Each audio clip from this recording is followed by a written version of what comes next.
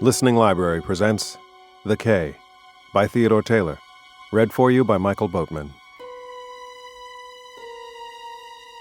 Chapter 1.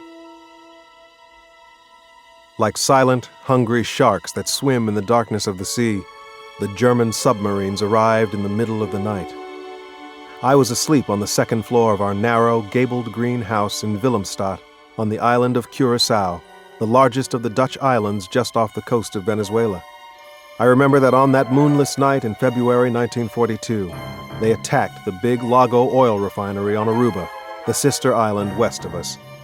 Then they blew up 6 of our small lake tankers, the tubby ones that still bring crude oil from Lake Maracaibo to the refinery, Curaçao Petroleum Matschapi, to be made into gasoline, kerosene, and diesel oil. One German sub was even sighted off Willemstad at dawn. So when I woke up, there was much excitement in the city, which looks like a part of old Holland, except that all the houses are painted in soft colors, pinks and greens and blues, and there are no dikes.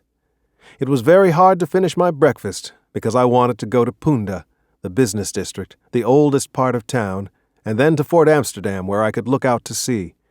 If there was an enemy U-boat out there, I wanted to see it and join the people in shaking a fist at it. I was not frightened, just terribly excited. War was something I'd heard a lot about, but had never seen. The whole world was at war, and now it had come to us in the warm, blue Caribbean. The first thing that my mother said was, "Philip, the enemy has finally attacked the island and there will be no school today. But you must stay near home. Do you understand?" I nodded, but I couldn't imagine that a shell from an enemy submarine would pick me out from all the buildings or hit me if I was standing on the famous pontoon bridge or among the ships way back in the Kattegat or along St. Anna Bay. So later in the morning, when she was busy making sure that all our blackout curtains were in place, and filling extra pots with fresh water and checking our food supply, I stole away down to the old fort with Henrik van Boven, my Dutch friend, who was also 11. I had played there many times with Henrik and other boys when we were a few years younger, imagining we were defending Willemstad against pirates or even the British. They once stormed the island, I knew, long ago. Or sometimes we'd pretend we were the Dutch going out on raids against Spanish galleons. That had happened too.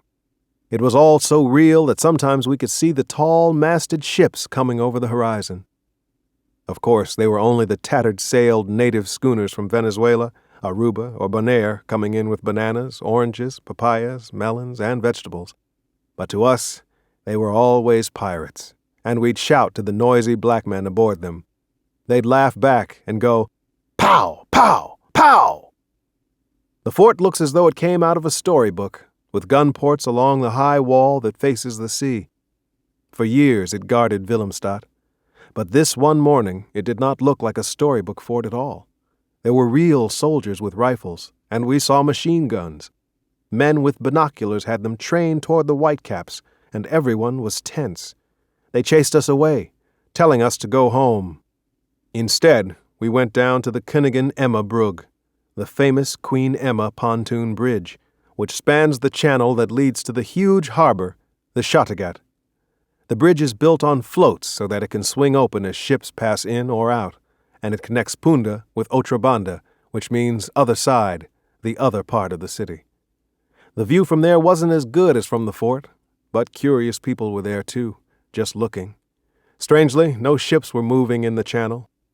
The ferry boats that shuttled cars and people back and forth when the bridge was swung open, were tied up and empty.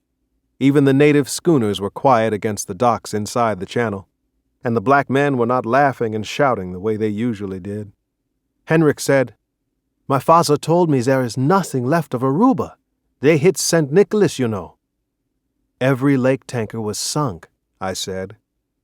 I didn't know if that were true or not, but Henrik had an irritating way of sounding official since his father was connected with the government. His face was round and he was chubby. His hair was straw-colored and his cheeks were always red.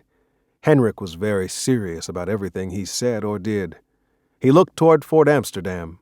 He said, "I bet they put big guns up there now." That was a safe bet. And I said, "It won't be long until the Navy is here." Henrik looked at me. "Our Navy?" He meant the Netherlands Navy. "No," I said. "Ours." Meaning the American Navy, of course.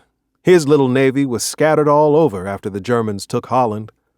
Henrik said quietly, "Our navy will come too." And I didn't want to argue with him. Everyone felt bad that Holland had been conquered by the Nazis.